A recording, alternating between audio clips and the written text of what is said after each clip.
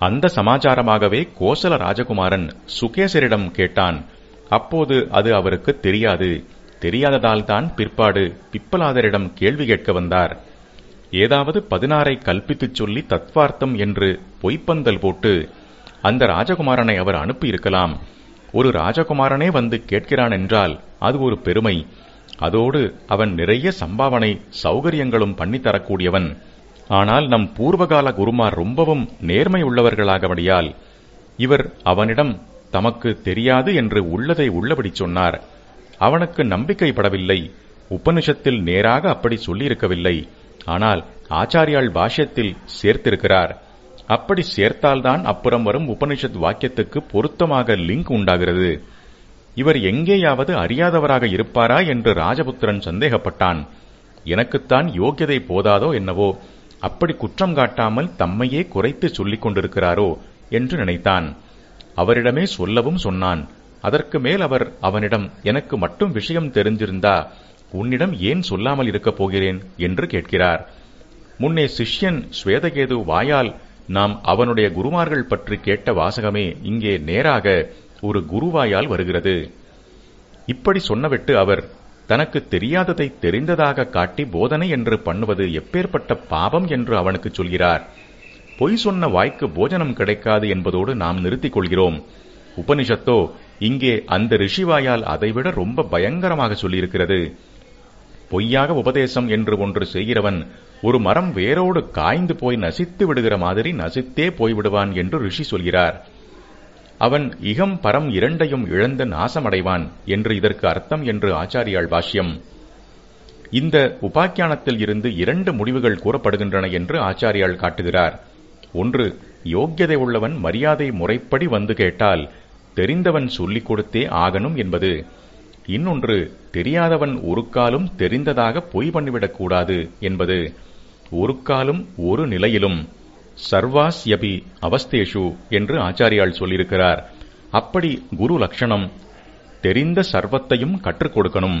தெரியாத ஒன்றை கூட தெரிந்த மாதிரி கற்றுக் கொடுத்துவிடக் கூடாது என்றே உபனிஷத் காட்டும் குருமார்கள் இருந்திருக்கிறார்கள்.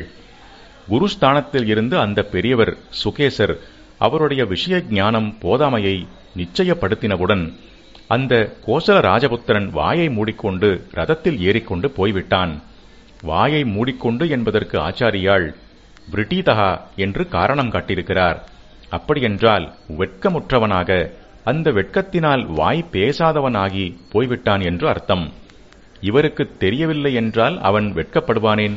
பாவம், ஒரு பெரியவர் எத்தனையோ தெரிந்தவர். ஏதோ கொஞ்சம் அவருக்கு தெரியவில்லை. தெரியாததை போய் அவரிடம் கேட்டு அவ்வளவு பெரியவர் தம்முடைய அறியாமையை வாய்விட்டு சொல்லும்படி செய்துவிட்டோமே, இது மரியாதை பண்பாகாதே என்று வெட்கப்பட்டிருக்கலாம். இவன் கேட்டதில் அவர் ஒன்றும் எம்பரேஸ் ஆகிவிடவில்லை. ஆகாததால்தான் அவரே அப்புறம் பிப்பலாதரிடம் இந்த சம்பவத்தை சகஜமாகச் சொல்லி அந்த ஷோடசகலா விஷயம் பற்றி கேட்கிறார். ஆனாலும் அவனுக்கு தான் அவரை அப்படி கேட்டிருக்கப்படாது என்று தோன்றி செய்யப்படாததை செய்தோமே என்று வெட்கம் உண்டாயிருக்கலாம். குருவின் யோக்கியதையை பார்ப்பதும் சரணாகதி செய்வதும். அல்லது ஒரு பெரிய விஷயத்திற்கே இங்கே எவிடன்ஸ் கிடைப்பதாகவும் சொல்லலாம். வழிகாட்டுகிறவர் என்றே நினைக்கப்பட்டு ஆசிரியக்கப்படும் ஒருவர் வழிகாட்ட முடியாதவர் என்று தெரிந்தபோது தீர விசாரிக்காமல் இப்படிப்பட்ட ஒருவரிடம் வந்தோமே என்பதில் வெட்கப்பட்டு கொண்டே அந்த கோசல ராஜபுத்திரன் அவருடைய திக்குக்கு ஒரு நமஸ்காரம் பண்ணிவிட்டு போனான் என்றும் வைத்துக் கொள்ளலாம். அதாவது குருவின் யோக்கியதாம்சங்களை நன்றாக உறுதிப்படுத்தி தெரிந்து கொண்ட பிறகே அவரை ஆசிரயித்து உபதேசம் கோர வேண்டும். அப்படி பண்ணாமல் குருவரணம் பண்ணிவிட்டு ஒருத்தரிடம் வந்து அவரிடம் சரக்கு இல்லை என்று தெரிந்தால் திக்குக்கொரு நமஸ்காரம் பண்ணிவிட்டு கிளம்ப வேண்டியதுதான் என்று ஆகிறது. கற்றுக்கொள்ள வருகிறவனின் யோக்கியதாம்சத்தை குரு நன்றாக சீர்தூக்கி பார்த்துவிட்டே சிஷ்ய ஸ்வீகரணம் பண்ணிக்கொள்ள வேண்டும் என்பது போலவே கற்றுக்கொள்ளப் போகிறவனும் அவருடைய யோக்கியதையை நன்றாக தெரிந்து கொண்ட பிறகே அவரை குருவாக வரிக்க வேண்டும் என்ற பெரிய விஷயம் இங்கே வருகிறது. குருவிடம் பூர்ண சரணாகதி சிஷ்யன் பண்ணுவதே முக்கியம். அதுவே அவன் தர்மம், கடமை. அவர் எப்படி இருந்தாலும் இவன் அவரை தியாகம் பண்ணப்படாது. பதி எப்படி இருந்தாலும் பத்னி அவனை தியாகம் பண்ணாமல் சரணாகதியாக இருக்க வேண்டும் என்பது போலத்தான் இதுவும் என்றெல்லாம் சொல்லுவதற்கு முரணாக இங்கே இருக்கிறதே என்று பெரிய கேள்வியும் எழும்புகிறது. தேசிகன் என்ற வார்த்தைக்கு அர்த்தம் சொல்ல ஆரம்பித்தேன். அது ரொம்ப தூரம் எங்கேயோ போய்விட்டது. வழி சொல்கிறவன், திசை காட்டுகிறவன் என்று பாஷ்யம் பிரசங்கம் பண்ண ஆரம்பித்து அதிக பிரசங்கமாக திசை தப்பி வழியை விட்டு எங்கேயோ போன மாதிரி. இல்லை, இதெல்லாமும் குரு சிஷ்யாள் டாபிக் தான். அதில் ஒரு பெரிய கேள்வி கேட்காமல் யோக்கியதை பார்க்காமல் குருவிடம் சிஷ்யனின் சரணாகதியா? யோக்கியதை பார்த்தே குருவரணம், இல்லை என்று தெரிந்தால் தியாகம் செய்வதா? யோக்கியதையை நன்றாக தெரிந்து கொண்டுதான் குரு என்று ஒருத்தரை தேர்ந்தெடுத்துக் கொள்ள வேண்டும். அப்புறம் அவரிடமேதான் சரணாகதி என்று இருக்க வேண்டும். அவர் வேறே மாதிரியெல்லாம் தெரிந்தால் கூட அவரிடம் சிஷ்யனாகச் சென்றவன் மனஸ் கொஞ்சம் கூட மாறாமல் அவரிடமேதான் அவர் சரண்யர், புகலிடமானவர் என்று இருக்க வேண்டும். இதுதான் பதில். குருவும் சீடராகும் உயர் பண்பு. தேசிகன் என்றால் அவர் வழிகாட்டியாக வேண்டும். ஒரே லட்சியத்திற்கு அநேக வழி, கிளை வழி, சுற்று வழி, குறுக்கு வழி, மெயின் ரோட், ஒற்றையடிப்பாதை என்று பல இருக்கும். அதில் எல்லாவற்றிலும் அந்த தேசிகன் வழிகாட்ட வேண்டும் என்பது இல்லை. சர்வஜரான நம்முடைய ஆச்சாரியாள், வித்யாரண்யாள் மாதிரியானவர்களைத் தவிர மற்ற குருமாருக்கு அது சாத்தியமும் இல்லை. அப்போது தெரியாத வழியை ஒருத்தன் வந்து கேட்டுவிட்டால் சங்கோஷப்படாமல் சத்தியத்தை சொல்லிவிடணும். அவன் கேட்ட வழியை தாமும் தெரிந்து கொள்ள வேண்டும் என்று நினைத்து குரு ஸ்தானத்தில் உள்ள தாமே தெரிந்த இன்னொருவரிடம் போய் சிஷ்யனாக இருந்து கொண்டு கற்றுக்கொள்வாரானால் இன்னும் விசேஷம். நாம் பார்த்து கொண்டிருக்கும் உபனிஷத் ரிஷி அப்படிப்பட்டவர்தான். ஷோடசகலா புருஷ விஷயமாக தாமே பிப்பலாதரிடம் கேட்டு தெரிந்து கொள்வதற்காக யதாவிதி அவரிடம் அடக்கமாக வந்தார். அவன் கேட்ட புருஷன் பற்றியே தங்களை நான் கேட்டுக்கிறேன் என்றார். அவன் கேட்ட நாளாக அந்த கேள்வி என் ஹிருதயத்திலே முள் தைச்சாப்பல பதிஞ்சு போச்சு என்று அவர் சொன்னதாக இங்கே ஆச்சாரியாள் பாஷ்யத்திலே அழகாக மெருகேற்றிச் சொல்லியிருக்கிறார். தன்னை நாடி சிஷ்யன் என்று ஒருத்தன் வந்து கேட்கிறதற்கு பதில் சொல்ல தெரியாமல் குரு என்கிற தாம் இருக்கலாமா என்று சிஷ்யனை உத்தேசித்தும் தன்னையே உத்தேசித்து அந்த விஷயம் தனக்கு தெரியாமல் இருக்கலாமா, தெரிய பண்ணிக்கணுமே என்று தவித்தும் இப்படி இதயத்தில் முள் தைத்தார் போல ஃபீல் பண்ணியிருக்கிறார். முடிந்த மட்டும் அத்தனை வழியுமே கற்றுக்கொண்டு அப்புறம் கற்றுக் கொடுக்கிறவனே உச்சியில் உள்ள தேசிகன். எல்லாம் தெரிந்தவன் என்று தன்னை பற்றி கர்வப்பட்டுக் கொண்டிருந்த சிஷ்யன் ஸ்வேதகேது அப்புறம் தகப்பனாரிடம் அடக்கமாக பிரம்ம வித்யா உபதேசம் பெற்றதை சொன்னேன். எல்லாம் தெரிந்தவர் என்று குருமாரிலும் விதிவிலக்காக தம்மை பற்றி கர்வப்பட்ட ஒருத்தர் கதை சொல்கிறேன். அவர் கர்க கோத்திரக்காரரான ஒரு ரிஷி. கர்க என்பதன் அடியாக அந்த கோத்திரக்காரர்களை கார்க்கியர் என்பார்கள். இவரையும் உபனிஷத் அப்படித்தான் குறிப்பிடுகிறது. அது கோத்திர பெயர். அவருடைய அப்பா பெயர் பலாகர். அதை வைத்து அவரை பாலாகி என்று குறிப்பிடுவது.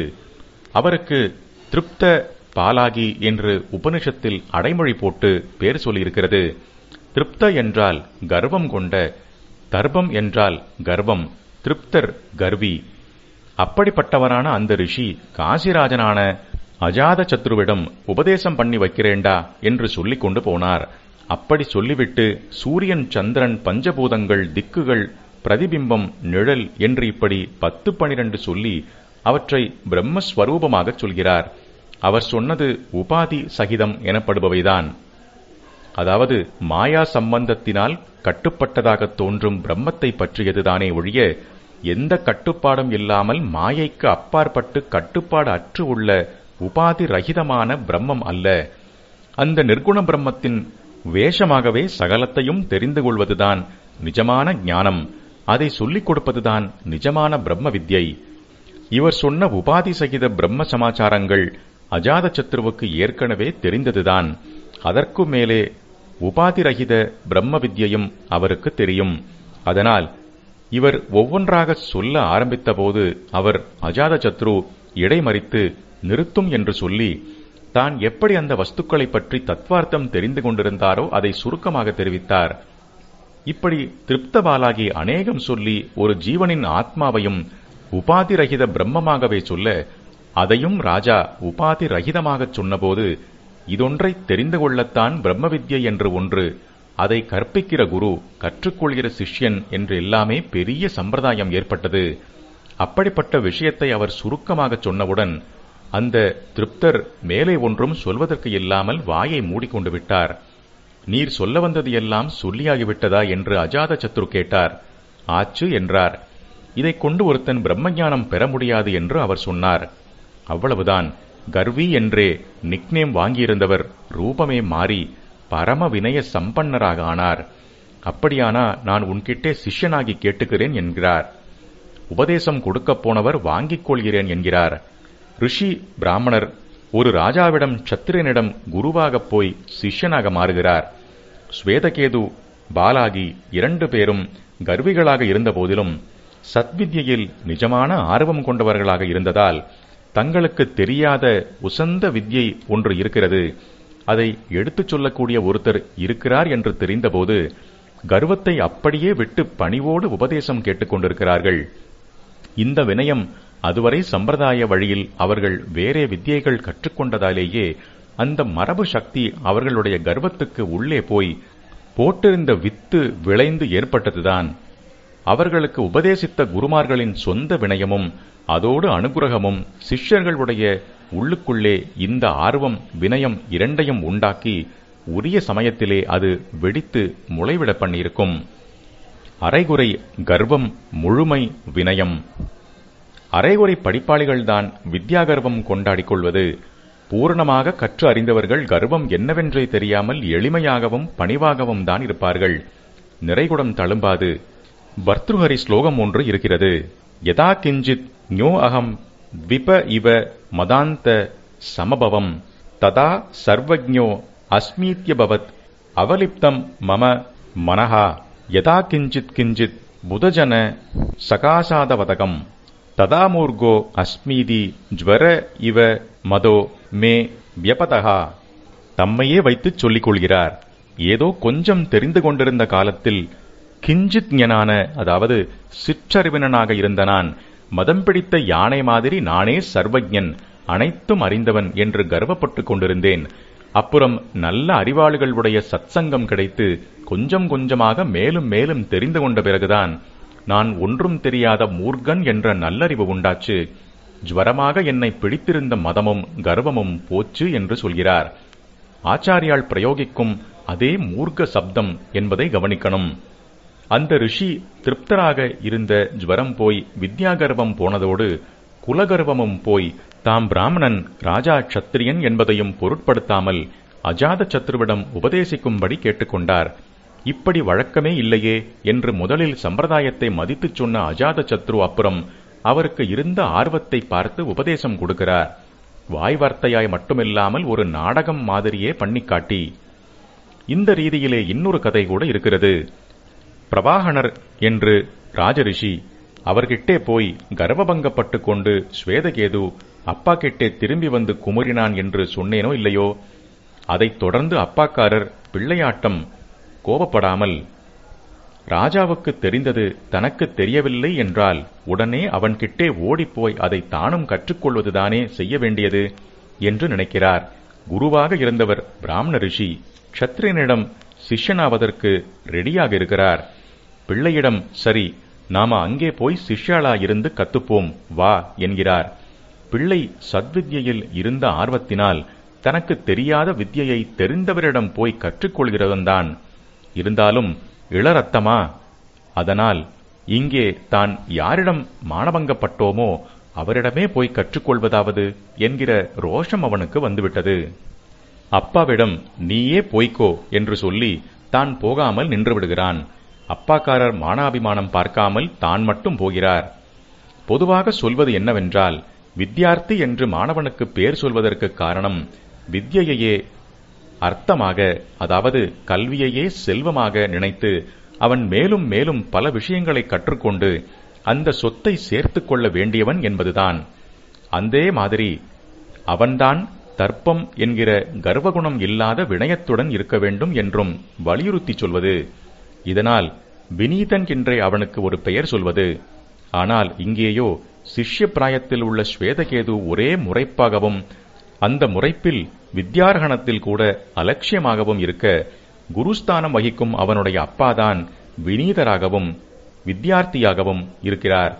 பிரவாகனரிடம் உத்தாலக ஆருணி போய் தமக்கு தெரியாத வித்யையில் உபதேசம் தரும்படி கேட்கிறார். பாலாகி விஷயமாக அஜாத சத்ரு பிராமணருக்கு சத்திரியர் உபதேசிக்கலாமா என்று யோசித்த மாதிரியே பிரவாகனரும் யோசிக்கிறார். அவரை இவர் பிரஸ் பண்ணி உபதேசம் பெற்றுக்கொள்கிறார் என்பதாக ஒரு குருவுக்கே தன்னை குறைத்துக் கொண்டாயிலும் தெரியாத வித்யையை ஸ்வீகரிக்கணும் வினயம் இருந்ததை உபனிஷத் தெரிவிக்கிறது.